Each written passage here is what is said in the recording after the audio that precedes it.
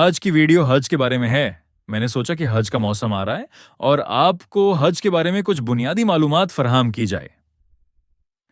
हज के अरकान 5 दिनों पर मुश्तमिल होते हैं। 8, 9, 10, 11 और 12 जुल्हिज्जा। 8 जुल्हिज्जा का दिन मिना में गुजारना होता है, जहां 5 नमाजें अदा की जाती हैं: ज़ोहर, असर, मगरिब, इशा और फज्र। City of Medina.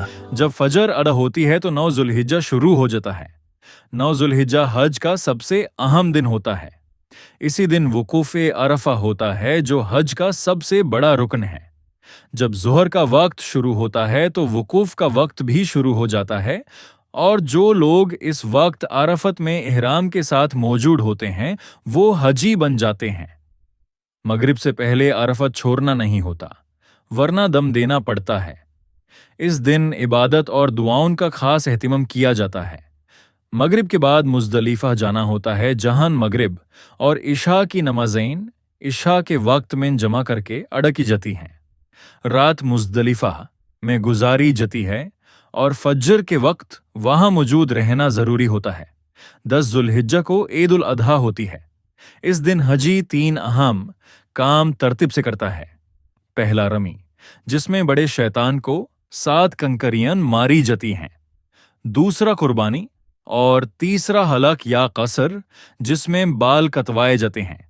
इसके बाद हजी इहराम से निकाल जाता है और ज्यादातर पाबंदियां खत्म हो जाती हैं।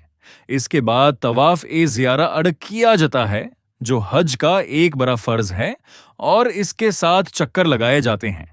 इसके बाद साई की जाती है, जो सफ़ा और मरवा के दरमियान होती है।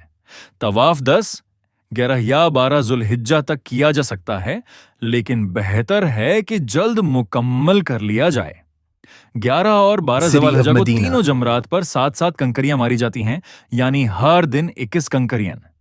इस रामी का वक्त ज़ोहर के बाद से लेकर अगले दिन सुबह तक होता है। इस तरह हज के 5 दिन मुकम्मल हो जाते हैं। अगर वीडियो पसंद आए तो सब्सक्राइब करें। शुक्रिया।